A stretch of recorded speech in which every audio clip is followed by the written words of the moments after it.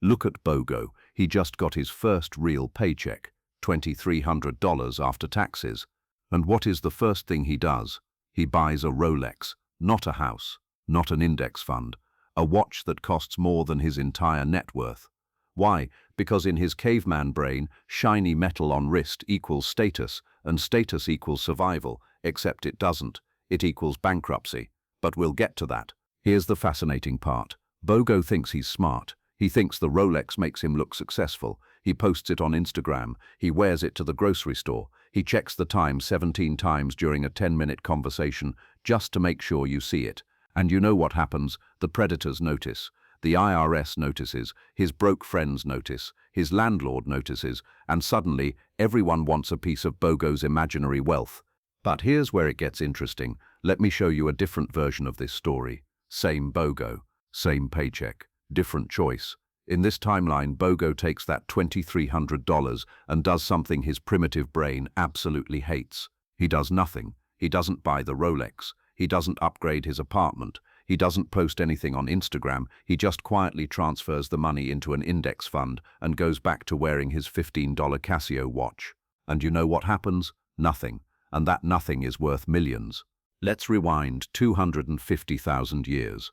BOGO is in the African savannah. He just killed a gazelle. It's the biggest kill of his life. Does he celebrate? Does he dance around the carcass wearing the horns like a crown? Absolutely. Because his dopamine system is screaming. His brain is flooding with reward chemicals. He wants everyone in the tribe to see his victory. But here's the problem. The lions see it too. The hyenas see it too. And within an hour, BOGO is running for his life, while predators steal everything he worked for. Fast forward to today, version 1. BOGO just got a promotion. Does he quietly invest the extra income? Does he keep his mouth shut and build wealth in silence? Of course not. He upgrades his apartment. He buys a German sedan he can't afford. He takes his friends to expensive restaurants and picks up the tab. Why? Because his amygdala, the ancient fear center of his brain, is terrified of being excluded from the tribe, and the only way he knows how to signal belonging is through conspicuous consumption, spending money he doesn't have on things he doesn't need to impress people who don't care. But version 2 BOGO? He gets the same promotion, same paycheck increase, and he does the most counterintuitive thing possible. He pretends nothing changed. He keeps the same apartment. He keeps the same car. He keeps the same lifestyle, and he funnels every extra dollar into assets that don't scream for attention, because somewhere along the way, version 2 BOGO learned something version 1 BOGO never figured out. Invisibility is power, silence is strength, and the loudest monkey in the jungle is always the first one to get eaten. Here's what version 1 BOGO doesn't understand. In the modern financial ecosystem, there are predators everywhere. Credit card companies, car dealerships, luxury brands, tax authorities, jealous relatives, and every single one of them is scanning for signals of wealth. The moment you flash a designer logo, you become a target. The moment you post your vacation photos, algorithms start profiling your spending capacity. The moment you move into a luxury apartment, your rent increases, your insurance premiums go up. People start asking you for loans. The IRS starts wondering where all this money came from. Version 2 BOGO, on the other hand, has mastered the art of financial camouflage. He looks like every other middle-class American. He shops at Costco. He flies economy. He wears jeans and a t-shirt to business meetings. And because of this, nobody bothers him. Nobody asks for handouts. Nobody audits his tax returns. Nobody tries to sell him a timeshare in Florida. He is invisible, and in the jungle of modern capitalism, invisibility is the ultimate survival strategy. Now let's talk biology. Humans have a deeply wired instinct called costly signaling theory. It's the reason peacocks have giant tails, the reason elk have massive antlers, the reason version 1 BOGO buys a luxury car he can't afford. The logic goes like this. If I can waste resources on something useless, it proves I have resources to waste. Therefore, I must be strong, I must be successful, I must be a good mate. Except in nature, this works. The peacock with the biggest tail gets the girl. But in finance, the person with the biggest tail gets audited, because here's the cruel irony. In the ancestral environment, showing off actually worked. If you killed a big animal, you shared it with the tribe, and everyone remembered you as a provider. Your status went up, your mating opportunities increased. Costly signaling had a payoff. But in the modern economy, showing off doesn't increase your wealth, it decreases it. The Rolex doesn't make you richer, it makes you poorer. The luxury car doesn't boost your net worth, it destroys it through depreciation, insurance, and maintenance. You are literally paying money to become a target. And here's the neuroscience that makes it worse.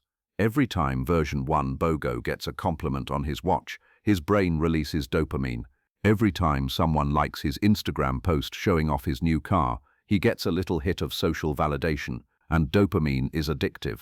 So version 1 BOGO keeps chasing that high. He buys more expensive things, he posts more flexing photos, he digs himself deeper into debt, all because his Stone Age reward system is confusing attention with achievement. Version 2. BOGO's brain works differently, not because he's genetically superior, but because he's trained his prefrontal cortex to override his amygdala. When version 2 BOGO considers buying something, he doesn't ask, will this impress people? He asks, will this compound? Will this purchase increase his net worth in 10 years? If the answer is no, he doesn't buy it. It's that simple. And this is why version 2 BOGO drives a 12-year-old Honda Civic, while version 1 BOGO drives a BMW. He's leasing at 18% interest. Let's talk about the predator-prey dynamics of wealth signaling. In ecology, there's a concept called the life dinner principle. For a rabbit, running from a fox is a matter of life or death. For the fox, catching the rabbit is just dinner. The rabbit has more to lose, so it evolves to be faster, quieter, and better at hiding. Wealth works the same way. The moment you signal that you have money, you activate every financial predator within a 100-mile radius. And they are highly motivated. They have sales quotas, they have commission structures, they have algorithms designed to extract maximum value from your wallet. Version 1. BOGO doesn't see this. He thinks buying a Gucci belt makes him part of an elite club. What he doesn't realize is that Gucci's entire business model depends on people like him. People with just enough money to buy the logo, but not enough money to actually be wealthy. The truly wealthy don't wear logos, because they don't need to prove anything. Their accountants prove it, their investment portfolios prove it, their generational trusts prove it. Version 1 BOGO, on the other hand, needs external validation because his net worth is basically zero. Now here's the evolutionary mismatch. BOGO's brain was designed for a world where resources were visible and social. You either had a pile of bananas or you didn't. You either had status in the tribe or you didn't. And signaling was immediate and honest. But in the modern financial system, true wealth is invisible. It's in index funds, it's in real estate equity, it's in Roth IRAs and municipal bonds, none of which you can wear on your wrist, none of which fit in an Instagram post. So version 1, BOGO's primitive brain ignores all of it and focuses on the shiny objects. Version 2, BOGO understands this. Version 2 BOGO knows that real wealth whispers. It doesn't shout. It doesn't flex. It quietly compounds at 7% per year, while version 1 BOGO is paying 23% interest on a credit card he used to buy bottle service at a club he can't afford. And here's the kicker. Version 2 BOGO sleeps better because he's not worried about impressing strangers. He's not stressed about making payments. He's not constantly comparing himself to people on social media. His cortisol levels are low. His prefrontal cortex is in control. He is, biologically speaking, the apex predator of modern finance. Let me show you what happens 5 years later. Version 1 BOGO is still making the same salary, but now he's $40,000 in debt. His credit score is in the toilet. He's paying minimum payments on 6 different credit cards. His BMW got repossessed. His landlord raised the rent because he thought BOGO could afford it. And BOGO is stressed, exhausted, and wondering why success feels so much like failure. Version 2 BOGO, he's sitting on $270,000 in assets, same salary, same 5 years, but completely different outcome.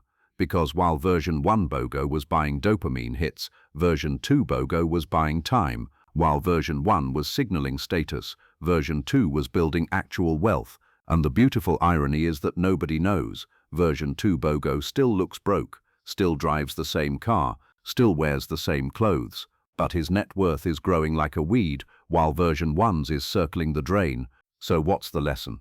If you want to build wealth, you need to do the opposite of what your instincts tell you. Stop signaling, stop flexing, stop trying to look rich, because the moment you look rich, you become poor. The IRS investigates you. Your insurance rates skyrocket, your family asks for loans, your friends expect you to pay for dinner, and every financial predator in America adds you to their mailing list. Instead, be version 2 BOGO. Dress like you're broke, drive like you're broke, live like you're broke, and invest like you're building a dynasty. Because in the jungle of capitalism, the invisible hunter always outlives the loud prey. Version 1 BOGO is still wondering why his Rolex didn't make him rich.